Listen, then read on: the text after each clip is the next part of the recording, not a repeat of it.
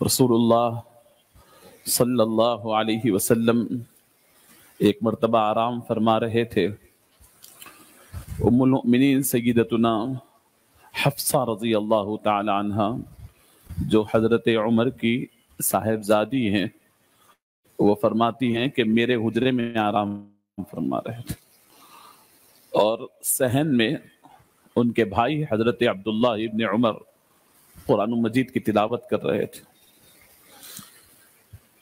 حضرت ام المؤمنین سیدہ حفصہ فرماتی ہے کہ رات کا اندھیرا ہے، اچانک میں نے اپنے چہرے پہ پانی کے قطرے گرتے ہوئے محسوس کی تو میں پریشان ہو گئی۔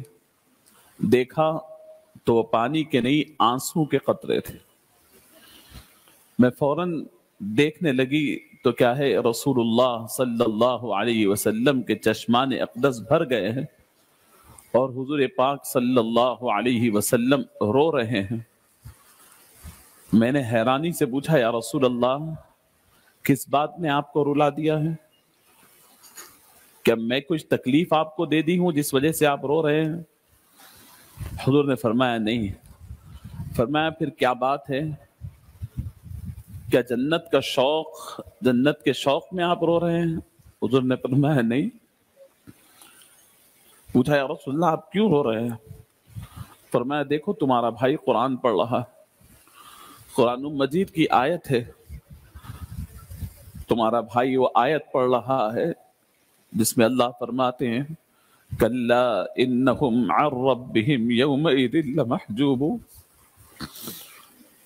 کہ کل قیامت کے روز ایسے لوگ ہوں گے جن کو خدا کا دیدار نصیب نہیں ہوگا، اللہ کے دیدار سے محروم کر دیے جائیں گے، حجاب ڈال دیا جائے گا، اللہ اور بندے کے درمیان حجاب ہوگا۔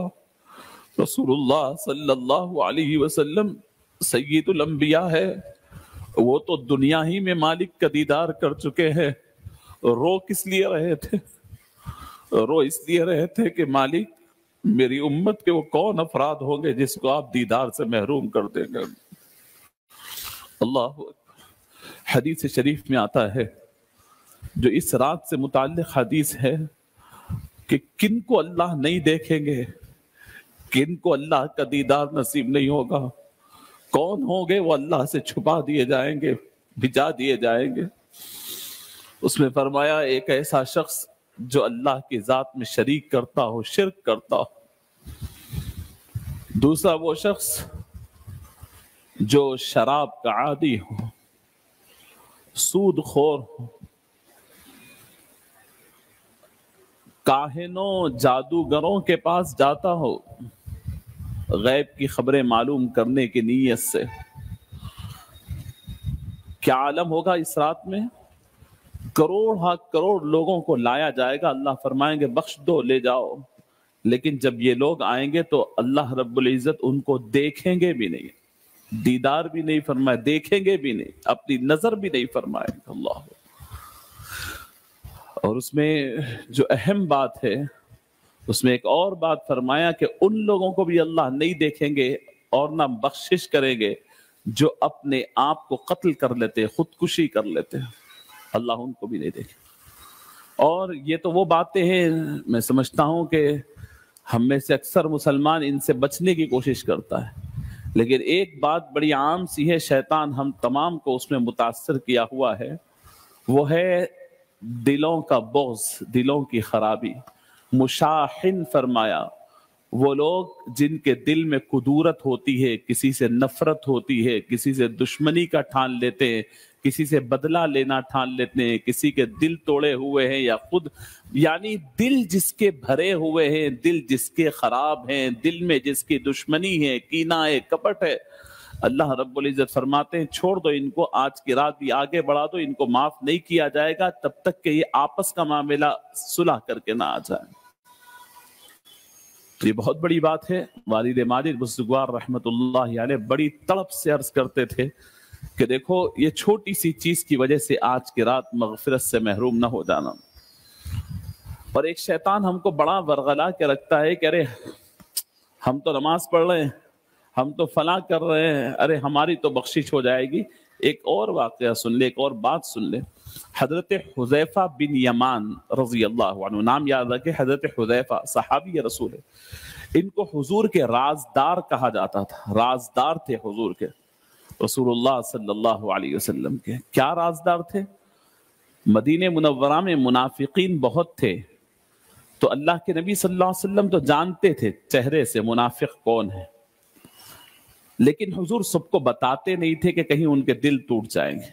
حضرت حذیفہ کو بتا دیا تھا کہ یہ دیکھو یہ منافق ہے، یہ منافق ہے، یہ منافق ہے، یہ منافق. اللہ اکبر. اور حضرت حذیفہ کا معاملہ یہ تھا کہ وہ بھی کسی کو نہیں بتاتے، لیکن جیسے کبھی اس کا انتقال ہوتا تو حضرت حذیفہ اس کے جنازے میں شریک نہیں ہوتے تھے. آپ غور کیجئے. تو حضرت عمر رضی اللہ تعالی عنہ کا معمول تھا ان کے زمانے میں کہ جب کسی کا جنازہ مسجد میں آتا تو پوچھنے لگاتے کہ دیکھو حذیفہ جنازے میں ہے، اگر حذیفہ جنازے میں ہے تو جنازے میں جاتے، نہیں تو نہیں جاتے. ایک مرتبہ حضرت حذیفہ کو بلایا، کہا کہ حذیفہ اللہ کے رسول نے تمہیں قسم دی ہے کہ تم منافقین کا نام نہ بتاؤ، میں تم سے پوچھ بھی نہیں سکتا، اور میں اب تک تو میرا معمول یہ تھا کہ تم جنازے میں ہو تو میں آتا ہوں. تم مجھے پورے منافقین کا نام نہ بتاؤ، لیکن مجھ پہ ایک احسان کر دو، وہ منافقوں میں کہیں میرا نام ہے تو مجھے بتا دو. اللہ اکبر. کون ہے عمر؟ حضور نے جن کو دعا کر کر ایمان میں داخل کرایا، اے اللہ مجھے عمر کی ضرورت ہے. فرمایا عمر کی وجہ سے، ان کے مشورے پر اللہ آسمان سے آیتیں نازل فرماتا ہے. حضرت عمر کو فرمایا کہ میرے بعد اگر نبوت ہوتی تو عمر تم نبی ہوتے. وہ عمر بن الخطاب کے خوف کا عالم یہ تھا کہ ڈرتے تھے، یہ نہیں بولے، یہ بول کر نہیں بیٹھ گئے کہ میں تو عمر ہوں، بلکہ کانپتے ہوئے فرماتے کہ حذیفہ وہ منافقین کی فہرست میں کہیں میں تو شامل نہیں ہوں. اللہ اکبر. آج شیطان ہمارے اوپر اطمینان کی چادر ڈال دیا ہے، بے فکری کی چادر ڈال دیا. ہم میں سے ہر ایک کو باڑا دیتا ہے اور ہر ایک کو بے فکر یہ بول کے کیا ہوا ہے کہ تم بڑے ہو. مجھے کہتا ہے تم حافظ عالم خطیب صاحب ہو، آپ کو کہتا ہے آپ حافظ ہے فلاں ہیں، آپ کو کہتا ہے آپ بڑے نیک ہیں، آپ بڑے متقی ہیں، آپ خیرات کرتے، آپ صدقات. یہ سب شیطانی وسوسے ہیں، شیطانی باڑے ہیں. شیطان غفلت میں رکھنے، دھوکے میں رکھنے، آخری وقت تک ہمیں دھوکے میں رکھنے کے لیے کہتا ہے. آپ یاد رکھیں آج کی رات ہے، آج کی رات بڑے اہم فیصلے ہوتے ہیں، بڑے اہم فیصلے ہوتے ہیں. یہ رات فرمایا حضرت پیران پیر فرماتے ہیں کہ بہت سارے جنتیوں کی فہرست میں سے نکال کر دوزخیوں کی فہرست میں ڈال دیا جاتا، بہت سارے زندوں کی فہرست سے نکال کر مردوں کی فہرست میں ڈال دیا جاتا. حضرت پیران پیر فرماتے ہیں دیکھو وہ شخص بازار میں پھر رہا ہے اور اس کا کفن تیار ہو گیا ہے، وہ اپنے کھیل کود میں ہے، اس کی قبر کھد گئی ہے، اس کا نام اللہ زندوں میں سے نکال کر مردوں میں داخل کر دیا ہے، ابھی اس کو فکر نہیں ہے، یہ غفلت میں کھیل رہا ہے. آج کی رات فیصلے ہو رہے ہیں آسمانوں میں اللہ کے سامنے. خود رسول اللہ صلی اللہ علیہ وسلم فرماتے ہیں کہ شعبان کی یہ رات میں اللہ رب العزت آئندہ جتنے لوگوں کا انتقال ہونے والا ہے نام لکھ رہے ہیں. حضور کی بندگی کا عالم دیکھے. حضور فرماتے ہیں کہ میں چاہتا ہوں کہ جب میرے بارے میں ایسا فیصلہ ہو رہا ہو تو میں روزے کی حالت میں ہوں، بندگی کی حالت میں رہوں. کہاں ہیں ہم لوگ؟ کیسی تیزی کے ساتھ موت ہو رہی ہے. جوان، بوڑھے، بچے، نوجوان، 18، 20، 25، 30، 35 سوشل میڈیا پہ کوئی دن ایسا دیکھیے کہ بس بیٹھے بیٹھے، چلتے چلتے، کھیلتے کھیلتے، کوئی موٹا ہو، دبلا ہو، ایکسرسائز کرتا ہو، نہیں کرتا ہو، اسپورٹس مین ہو، اسٹوڈنٹ ہو، سیکنڈز میں جا رہا ہے. مہلت اتنی ہی ہے. خدا سے مانگ لے، حیات بھی مانگے، صحت بھی مانگے، اور اگر موت ہے تو موت سے پہلے مہلت بھی مانگے، توبہ کی توفیق بھی مانگے. سب دھرا کا دھرا رہ جائے گا. मौत को कोई रहम नहीं आने वाला है। खुदा के लिए आज की रात को गनीमत जाने, आप भी जरूरी है और आपके रिश्तेदारों के लिए भी आपकी दुआएं जरूरी है। जिंदों को जैसे आपकी दुआओं की उम्मीद है, आपके मुर्दों को भी आपकी दुआओं से उम्मीद है। वो आज दुआ नहीं कर सकते, कब्र के अंदर आपके वालिदैन, आपके रिश्तेदार लेटे हुए हैं कि मालिक मेरा बेटा, मेरा पोता जमीन पे चल फिर रहा है, कि शायद वो इस रात कुछ तोहफा मेरे पास भेज देगा, कुछ मगफिरत की दुआ कर देगा, कुछ आकर के खुदा को याद कर लेगा, उसकी वजह से मेरी खिड़की खुल जाएगी, मेरे पास कुछ अल्लाह की रहमत नाजिल हो जाएगी।